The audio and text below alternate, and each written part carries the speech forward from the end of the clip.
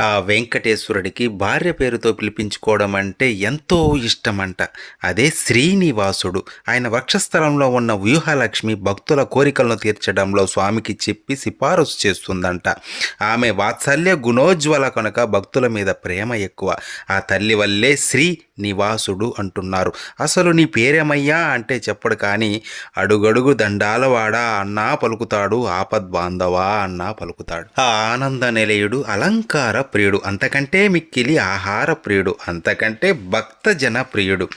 భోజన ప్రియుడైన శ్రీనివాస ప్రభువు నిత్యము తోమని పళ్ళాల్లో అరగిస్తాడంట. ఒకసారి భోజనం చేసిన పళ్ళాన్ని కడగకుండా పారేస్తారు. భోజనానికి మళ్ళీ కొత్త పళ్ళం ఉపయోగిస్తారు. విచిత్రంగా ఉంది కదా.